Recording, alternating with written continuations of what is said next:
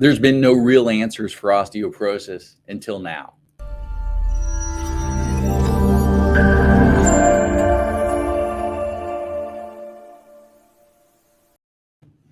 Hello and welcome to another edition of the Ask Dr. Pickel show. All right, so today we're going to talk about osteoporosis, even osteopenia too, and how that fits into things, some answers for you, because a lot of people have this and don't know what to do, or they're offered medications that are pretty scary.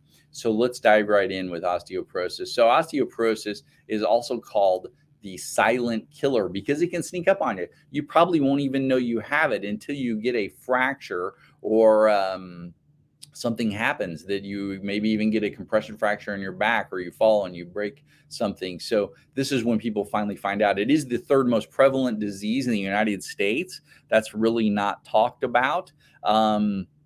30 million people have it and don't know it. Less than 4% of those people are even diagnosed. So that's scary. A lot of people don't even know they have it. Over 40,000 women can die this year due to the complications of osteoporosis. And then the National Osteoporosis Foundation basically is saying, hey, we don't have a cure. There's nothing we can do for this. All right. So what is osteoporosis? It is porous bone. So yeah, see how that bone looks more spongier. We see the cells, they look different. This is strong, dense bone. So this, of course, is going to fracture easily.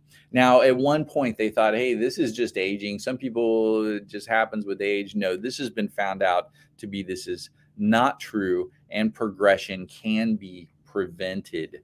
Bone is a living and growing tissue. It's not just, hey, you grow, you get these bones and you're left with them for the rest of your life. No, there's this constant turnover of bone tissue. In fact, what happens is, when we're kids, bone is being laid down at a faster rate than it's being taken away. So we grow. And then what happens when we hit about age 30, that's when really our peak size, our peak density hits in our bones. And then that's when also the loss starts to overtake the gain. And then women, because of hormonal changes, when they hit about 45 to 55, they can get some bone loss due to that, due to estrogen and progesterone changes there.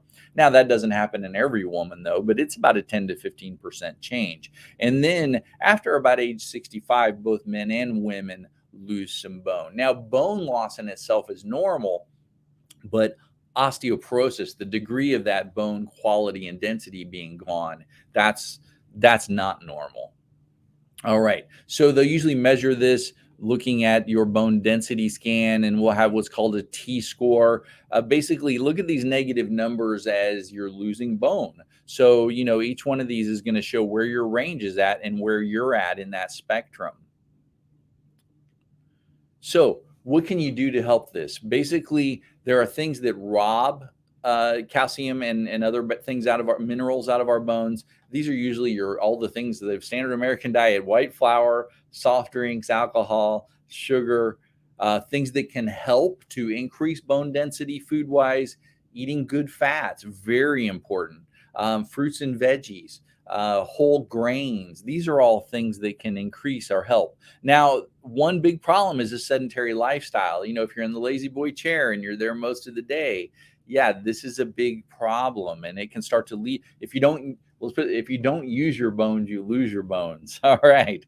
And so what do we need? We need exercise. We need pressure on bones. This is what helps to make them stronger. The bones are like, hey, if you use us, we're going to get stronger.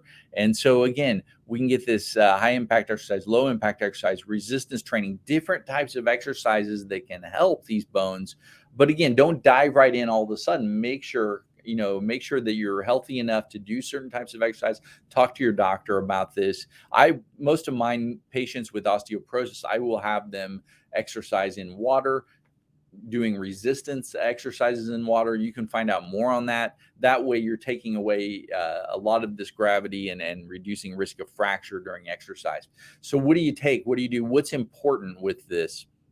So calcium. You always hear about calcium. Calcium's important. It's not as important as they used to think it was, but it is important. And calcium chelate's probably the more important type. A lot of times they'll say, hey, take calcium chloride. Now it doesn't absorb or use as well. Calcium chelate in the research, probably the best form for this. And then zinc, copper, manganese, magnesium. Look at some of our other videos to find out dosages on a lot of these. I would say with calcium, usually we're looking at about 1,000 milligrams per day if you have osteoporosis. Another extremely important one is Ipriflavone. This is amazing stuff, newer in the research. Basically, this stuff is able to help the body reverse osteoporosis, increase bone resorption, help other minerals to work better once they get in your system, help them to get into your bone better. So, I mean, just fantastic stuff. So if your doctor's not talking about this, you need to look more into it.